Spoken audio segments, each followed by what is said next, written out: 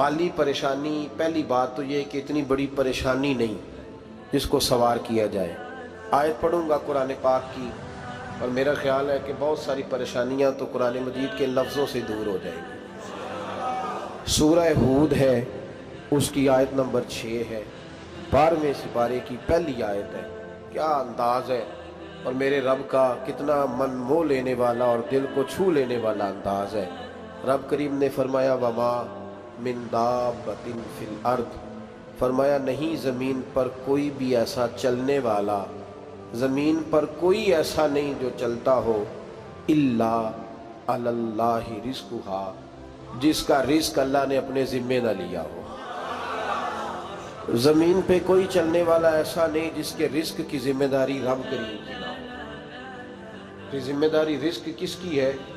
बोल के बताएं, बोल के किसकी जिम्मेदारी है जी?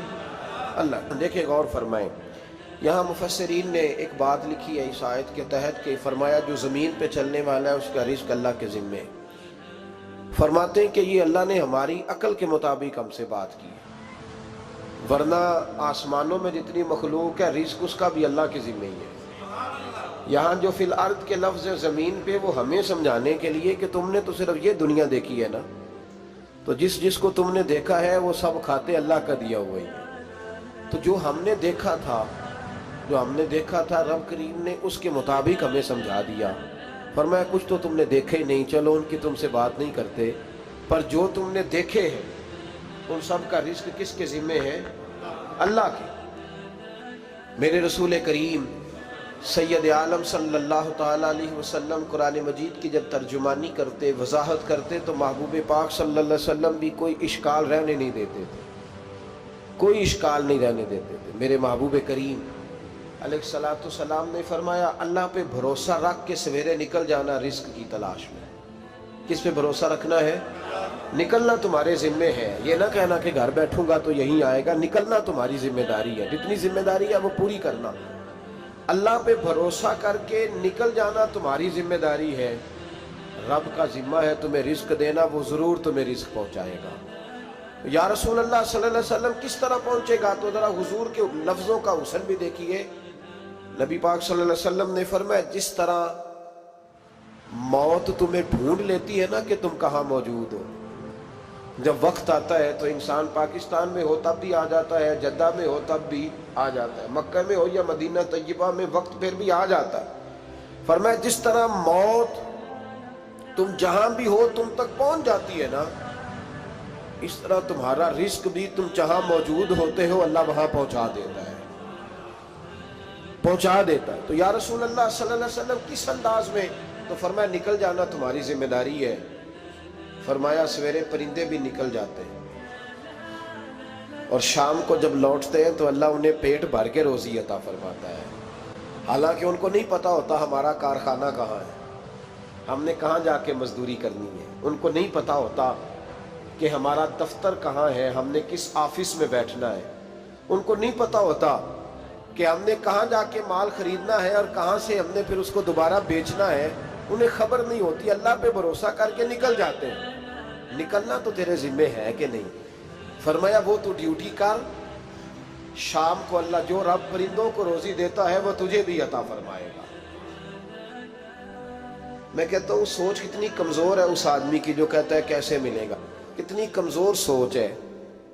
जो रब बैल को रोजी देता है, बकरी को रोजी देता है, इस जमीन इस धरती पे अगर बसने वाला ऊंट भूखा नहीं सोता, चले ये तो पालतू जानवर होते हैं, इस धरती पर बसने वाली अगर बिल्ली और कुत्ता रोटी खा के सोते हैं तो तू तो अशरफुल मखलूकात है। तूने अपने ज़हन में क्या टेंशन पाल लिया है कि नहीं आएगा तो मर जाऊंगा, क्या बनेगा, किस तरह होगा? तू क्यों इतना परेशान हो गया? भाई माली परेशानी सबसे ज्यादा उस बंदे ने ओढ़ ली है जिसकी तवक्कुल की बात कमजोर हो गई है। तू सीधी तवज्जो अपने रब करीम की जानिब रख, सीधी तवज्जो अल्लाह की जानिब कर। रब फरमाता है जिम्मा तेरा नहीं, जिम्मा मेरा। लेकिन ना तनख्वाह एक आती है घर में, जब एक बच्चा होता है तो तब भी काम चलता है, जब अल्लाह 2 बच्चे दे दे फिर भी उस तनख्वाह से काम चलता है, जब 3 हो जाए फिर भी चलता है, जब 4 हो जाए नहीं। आप ना भी बोले तो बात तो सही है, बहरहाल काम फिर भी چلے اسی تنخواہ میں سے جب بندہ بڑے بیٹے کی شادی کر کے بہو بیاہ کے لے آئے تو پھر بھی کام چلتا ہے.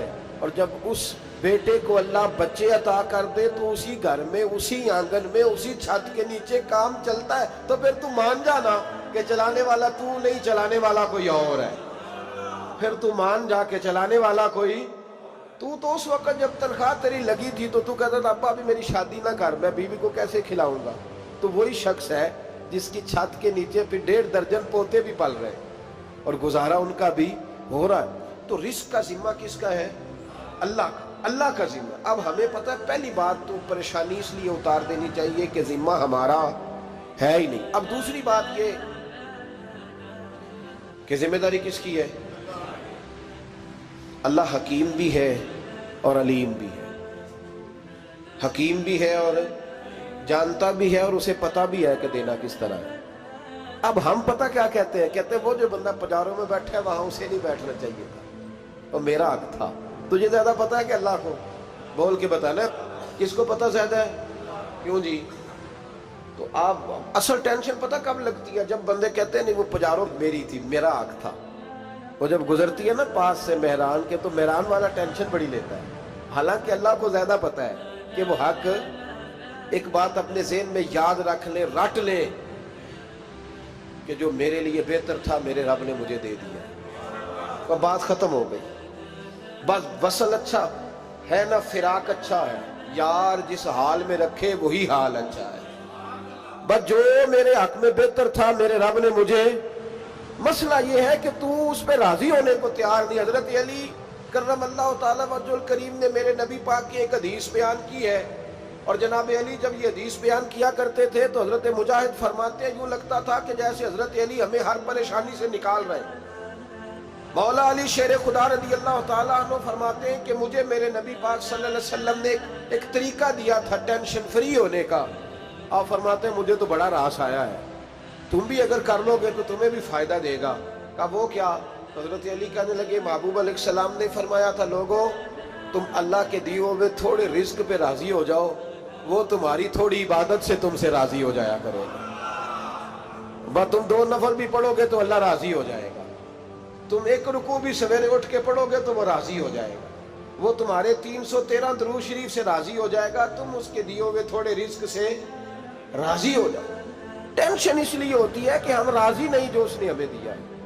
وہ حال میں مزید کی جو دوڑ ہے نا، حال میں مزید کی، بے قدرہ کچھ قدر نہ جاتی، کیتی خوب تسلی ہو، دنیا دار پجاری زردے، کتیاں دے گل ٹلی ہو، بک بک روشن اکھیاں تکیو ویک حویلی کلی ہو، تے کوچ نصیر اساں جد کیتی پہ جانی تھر تھلی ہو. تو یاد رکھیں یہ جو ہے نا مصیبت کے مال آ کیوں نہیں رہا، وہ سامنے والا پلاٹ میرے گھر کے سامنے ہے گھر کے سامنے، پر رجسٹری میرے نام کیوں نہیں. یہ مصیبت سانس نہیں لینے دیتی. موٹر سائیکل کھڑی کرتا ہے نا جب آ کے دکان سے روٹی کھانے آتا ہے، دفتر سے گھر آتا ہے، کاروبار سے آتا ہے، تو جہاں موٹر سائیکل کھڑی کرتا ہے وہ ٹینشن بڑی ہے کہ کبھی میری ہو جائے نا یہ والی جگہ تو میں یہاں بھی بورڈ لگاؤں اپنے نام. اس نے مالی پریشانی پیدا کی. تو جس حال میں ہے، کیونکہ تو نے اپنا یہ حال خود نہیں بنایا، جس نے بنایا ہے وہ بڑا بہتر جانتا تھا کہ تو اسی حال میں اسے اچھا لگتا ہے. تو اسے اسی حال میں، ایک بزرگ تھے تو ان کی طبیعت بڑی علیل ہو گئی، بیمار ہو گئے تو اللہ نے آزمائش دی تو کیڑے پڑ گئے وجود میں. ایک کیڑا یہاں سے کھا رہا تھا، اللہ والے بڑے راضی رہتے ہیں اس کی رضا پہ. تو کیڑا یہاں کھا رہا تھا تو نیچے گر گیا تو بابا جی نے اٹھا کے پھر وہاں رکھ لیا.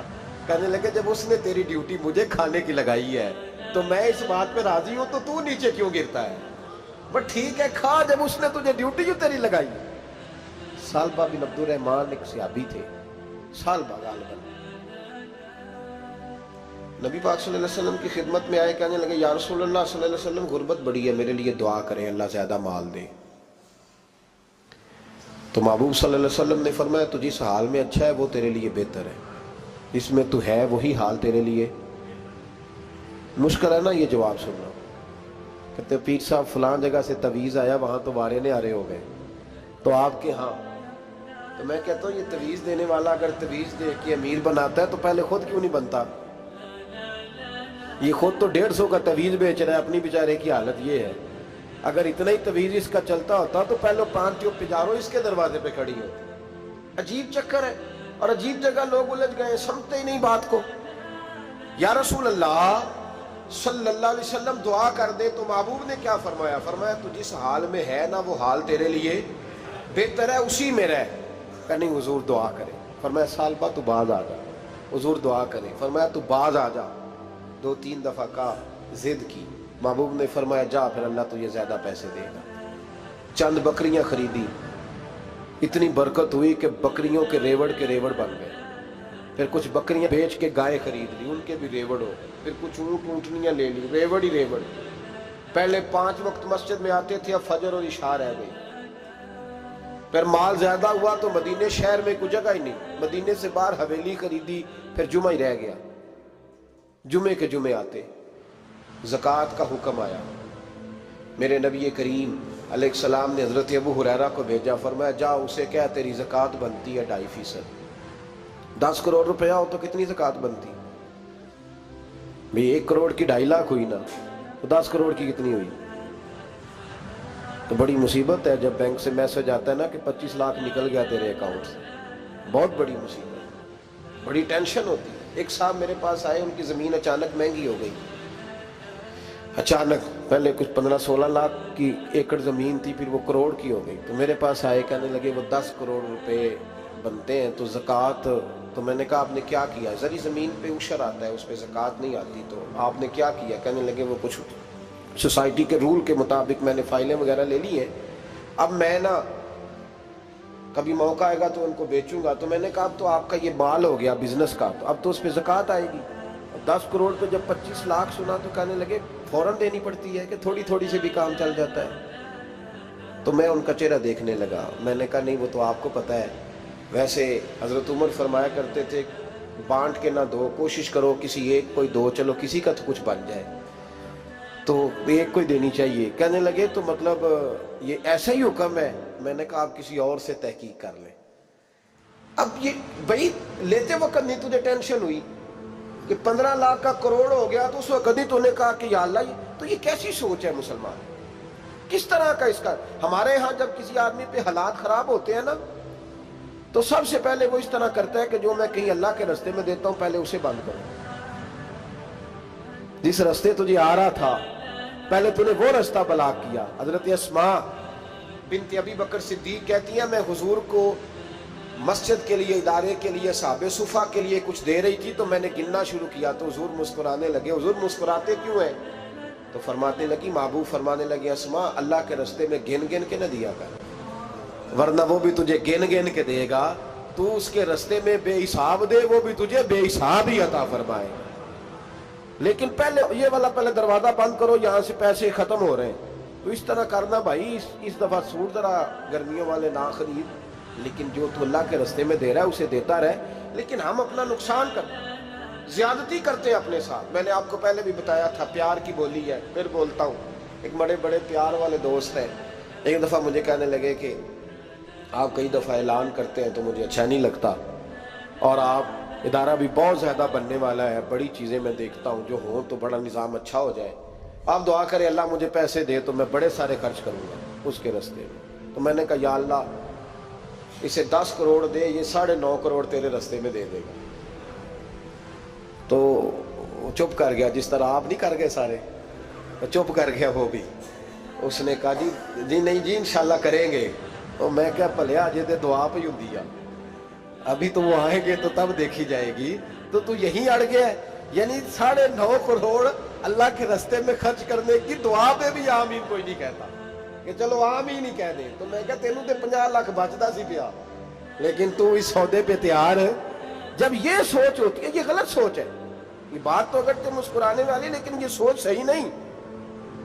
حضرت عثمان غنی رضی اللہ تعالیٰ عنہ کہتے ہیں جس وقت نبی پاک صلی اللہ علیہ وسلم نے اعلان کیا نا جنگ کے موقع پر کہ 800 سپاہیوں کا خرچہ چاہیے، کہتے ہیں میرے پاس 600 کا تھا۔ یہاں ایک روایت میں حضور نے 1000 کا اعلان کیا تو میرے پاس 800 کا تھا۔ جب 2-3 دفعہ نبی پاک نے اعلان کیا تو کہتے ہیں میں نے کھڑے ہو کے کہا یا رسول اللہ پورا 800 میری طرف سے، کہتے میں نے 200 سپاہی کا خرچہ ادھار اٹھایا لیکن پورے 2 مہینے نہیں گزرے تھے، رب کریم نے مجھے کئی گنا کر کے پیسے واپس عطا فرما دیے۔ پر بات تو یہ ہے کہ تیری وہاں لو لگی ہو، تو تجارت کرتا ہے ان لوگوں کے ساتھ جو کیا دے سکتے۔ تو سالبہ کے پاس حضور نے پیغام بھیجا، پہلے تو کہا تیرے لیے بہتر نہیں مال، جب اصرار کیا تو بڑی برکت ہو گئی، بڑا آیا تو فرمایا زکوٰۃ دے، 2.5% زکوٰۃ ہے۔ اب جب سوچا کہ 5 اونٹوں پہ ایک بکری جائے گی اور بڑا سارا مجھے دینا پڑے گا، اب جب غور کیا تو یہ تو نہ کہا کہ میں نہیں دیتا۔ حضرت ابو ہریرہ سے کہنے لگے نبی کریم علیہ السلام کی خدمت میں عرض کرنا کہ میں خود آؤں گا۔ حضرت ابو ہریرہ نے آ کے عرض کی یا رسول اللہ صلی اللہ تعالی علیہ وسلم، حضور وہ کہتے تھے میں خود آؤں گا، تو کہتے ہیں محبوب نے ٹھنڈی سانس لی، فرمایا اسے کہا تھا کہ تیرے لیے مال بہتر نہیں، اب ہلاک ہو گیا، ہائے افسوس ہلاک ہو گیا۔ ان کو بھی تھوڑی دیر کے بعد احساس ہوا کہ یہ میں نے کیا کیا، نبی پاک کو ہی کہہ دیا نہیں ہے، حضور کو کہہ دیا بعد میں آؤں گا۔ اب دوڑے آئے، عرض کی حضور میں سارا کچھ لے کے آئے ہوں، قبول کر لیں۔ محبوب نے فرمایا گویا بلال حبشی کی خشک کھجور بھی قبول ہے، اور صہیب رومی ایک اٹی بان کی لائے تو وہ بھی قبول ہے، اور عمار بن یاسر اور مصعب بن عمیر اگر 2 دینار دے جائیں اور کوئی پرانا جوڑا کسی سپاہی کے لیے چھوڑ جائے تو وہ بھی قبول ہے، لیکن تو اپنا لاکھوں لے کے چلا جا، تیرا کوئی نہیں قبول، معاف کر دیں۔ فرمایا جا معاف کیا، پر پیسے لے کے نہ آنا۔ اگلے سال پھر آئے، بندے ہوئے ہاتھ ہیں، محبوبہ میں دولت کا کیا کروں گا، آگ لگانی ہے، قبول کر لیں۔ فرمایا تو لے جا، تیرا نہیں قبول، گرا جو ان کی نگاہ سے وہ سنبھل نہیں سکتا۔ حضور نے وصال ظاہری کیا تو جناب صدیق اکبر کے پاس آئے، لاکھوں کا مال، ابو بکر قبول کر لو، تو جناب صدیق اکبر کہنے لگے اس کا کر لو جس کا نبی نے نہیں کیا، چل جا کوئی نہیں چاہیے۔ حضرت عمر کے زمانے میں قحط پڑ گیا، بارشیں نہیں ہوتی، غلہ نہیں ملتا، حالات خراب ہے، مالی طور پہ بحران آ گیا، غربتیں، مجبوریاں، تکلیفیں، آ کے روئے، عمر میرا قبول کر لو، مجھے معافی تو مل گئی تھی نا۔ فرمایا معافی اپنی جگہ پہ، پر جس کا مصطفیٰ نہیں قبول نہیں کیا۔ بہت سارے لوگوں کو پتہ ہی نہیں کہ ان کا قبول ہی نہیں ہوا، اور وہ الجھے ہوئے، انہیں خبر ہی نہیں کہ اصل بات کیا ہے۔ فرمایا جس کا مصطفیٰ کریم نے قبول نہیں کیا، اب ہیرے اور جواہرات بھی لے کے آئے تو بھوکے مریں گے، پر اس کا قبول، اس بات پہ راضی رہو اس حال میں اللہ نے رکھا ہوا، اس حال میں راضی رہو۔ یہ جو مصیبت ہے نا دیکھنی کہ وہ بھی میرے پاس، تمہیں کیا پتا، کبھی پوچھ تو صحیح اس سے وہ کس مصیبت کا شکار ہے، جو مالی طور پہ بڑا امیر ہے، تو اس کی طرف دیکھ کے اپنا دل برا کرتا ہے۔ بس جس حال میں رب نے رکھا ہے اس حال میں رہ۔ حضرت عثمان غنی کے زمانے میں تو وہ وصال کر گئے، لیکن بھائی تو جس حال میں تیرا رب تجھے رکھتا ہے اس حال میں رہ، تیری مالی پریشانیاں ختم ہو جائیں۔ میں نے پہلے بھی شاید آپ کو ایک دفعہ کہا تھا، میں تعلیم سے فارغ ہوا تو میرے ایک استاد اور میرے کچھ دوست کہنے لگے افریقہ آ جائیں آپ، بھائی بہت بڑا ادارہ ہے، اس کو چلائیں، اس کو سنبھالیں۔ میری والدہ سے میں نے کہا، کچھ طبیعت ہوتی ہے نا انسان کی، میرا بھی دل لگ گیا۔ میری اماں پڑھی نہیں تھی لیکن اللہ نے دانائی بڑی عطا فرمائی تھی، حکمت بڑی تھی، سیانی بڑی تھی۔ تو میں نے کہا اماں جی وہ مجھے ساؤتھ افریقہ کی دعوت ہو رہی ہے تو آپ کیا کہتی ہیں؟ تو اٹھ کے میرے پاس آ گئی اور مجھے انہوں نے اپنے بازوؤں میں لے لیا، پھر میرا ماتھا چوما، کہنے لگی پتر میں تے وال بھی نہ پوٹ کے دیوا کسی نے، ہم نے دولت کا کیا کرنا، تو اللہ کا نام لے کے کہیں بیٹھ جا، رب کریم رون کے لگا دے گا، خیر ہو جائے۔ تو میرے بھائی یاد رکھیں ان چیزوں سے تھوڑا سا دیکھیں نا، قناعت کریں، جو اللہ نے دیا اس پہ راضی ہو جائیں، اللہ بڑا مہربان ہے، وہ آسانیاں کر دیا کرتا ہے۔ تو یاد رکھیں میرے رسول کریم علیہ السلام نے ایک تو ہمیں درس یہ دیا ہے کہ تو سمجھ جا، قرآن نے ہمیں بتایا ہے کہ روزی تیری ذمہ داری نہیں، روزی کس کی ذمہ داری ہے؟